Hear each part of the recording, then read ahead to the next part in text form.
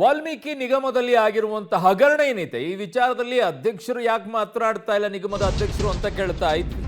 ಅದಕ್ಕೆ ಅವರು ಉತ್ತರ ಕೊಡ್ತಾ ಇದ್ದಾರೆ. ಸಾಸಿವೆ ಕಾಳಿನಷ್ಟು ನನ್ನ ಪಾತ್ರ ಇಲ್ಲ ಅಂತ ಅವರು ಹೇಳ್ತಾ ಇದ್ದಾರೆ. ಪಬ್ಲಿಕ್ ಟಿವಿಗೆ ಅಭಿವೃದ್ಧಿ ನಿಗಮದ ಅಧ್ಯಕ್ಷ ಬಸವನಗೌಡ ದದ್ದಲ್ ಹೇಳಿಕೆಯನ್ನ ಕೊಟ್ಟಿದ್ದಾರೆ. SIT ಆಗಲಿ CBI ಆಗಲಿ ನನಗೆ ನೋಟಿಸ್ ಅನ್ನು ನೀಡಿಲ್ಲ.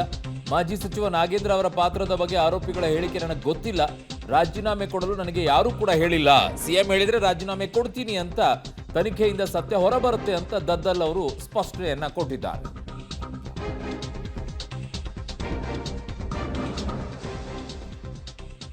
ಮುಖ್ಯಮಂತ್ರಿಗಳು ಹೇಳಬೇಕಂತೆ ರಾಜೀನಾಮೆಯನ್ನ ಕೊಡೋಕೆ.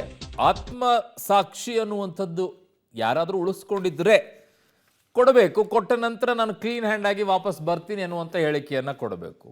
ಕೇಳಿದ್ರೆ ನಾನು ಕೊಡ್ತೀನಿ ಅಂತ ಹೇಳಿ.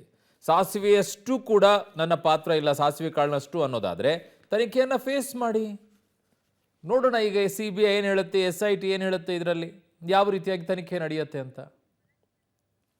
ಅಭಿವೃದ್ಧಿ ನಿಗಮದ ಅಕ್ರಮ ಹಣ ವರ್ಗಾವಣೆ ಸಂಬಂಧ ಒಂದಷ್ಟು ಬೆಳವಣಿಗೆಗಳು ಕೂಡ ಆಗಿದ್ದಾವೆ. ಇದೆಲ್ಲರ ಬಗ್ಗೆ ಮಾತಾಡಲಿಕ್ಕೆ ನಿಗಮದ ಅಧ್ಯಕ್ಷರು ಕೂಡ ಆಗಿರ್ತಕ್ಕಂಥ ಶಾಸಕರು ಬಸವನಗೌಡ ದದ್ದಲ್ ಅವರು ನಮ್ಮ ಜೊತೆಗಿದ್ದಾರೆ. ಸರ್, ಮೊದಲನೇದಾಗಿ ಇಡೀ ಪ್ರಕರಣದಲ್ಲಿ ತನಿಖೆಯ ಹಂತದಲ್ಲಿ ಎಲ್ಲೋ ಒಂದು ಕಡೆ ಸಚಿವರ ಕಡೆ ಬೊಟ್ಟು ಮಾಡ್ತದೆ, ಓಪನ್ ಕೋರ್ಟಲ್ಲಿ ಕೂಡ ಹೇಳಿದ್ದಾರೆ ಸಚಿವರ ಹೆಸರನ್ನ ಅನ್ನುವಂಥದ್ದು. ತಮ್ಮ ಗಮನಕ್ಕೆ ಬಂತ? ಇಲ್ಲ, ನಿಮ್ಮ ಮಾಧ್ಯಮಗಳಲ್ಲಿ ನೋಡೋದೇ ನಮ್ಮ ಗಮನಕ್ಕೆ ಬರೋದು ಒಂದು. ಹಾಗಾಗಿ ಮಾಧ್ಯಮಗಳಲ್ಲಿ ಮತ್ತು ಏನೇನು ಹೇಳಿಕೆಗಳನ್ನು ಕೊಟ್ಟಿದ್ದಾರೆ ಅಂತೇಳಿ ಹೇಳಿರುವಂಥದ್ದೇ ನಾವು ನೋಡ್ತಾ ಇದ್ದೀವಿ. ಮತ್ತು SIT ಸಂಸ್ಥೆ ಈಗಾಗಲೇ ತನಿಖೆ ತೀವ್ರಗತಿಯಲ್ಲಿ ತನಿಖೆಯನ್ನು ನಡೆಸಿದ್ದಾರೆ. ಒಂದು ಕಡೆ CBIದವರು ತನಿಖೆಯನ್ನು ನಡೆಸಿದ್ದಾರೆ. ಹಾಗಾಗಿ ಎಲ್ಲ ತನಿಖೆ ಸಂಸ್ಥೆಗಳನ್ನು ತನಿಖೆ ನಡೆಯುವಂಥ ಸಂದರ್ಭದಲ್ಲಿ ನಾವು ನೋಡ್ತಿರೋದು ಕೇಳ್ತಿರೋದು ಮಾಧ್ಯಮಗಳಲ್ಲಿ ಹೇಳೋಂಥದ್ದೇ ನಾವು ನೋಡ್ತಾ ಇದ್ದೀವಿ. ಸರ್, ತಮಗೇನಾದ್ರು SITಯಿಂದ ನೋಟಿಸ್ ಬಂದಿದೆಯಾ? ಇಲ್ಲ, SITಯಿಂದ ಬಂದಿಲ್ಲ, ಯಾವುದೇ ನೋಟಿಸ್ಗಳನ್ನು ಬಂದಿಲ್ಲ.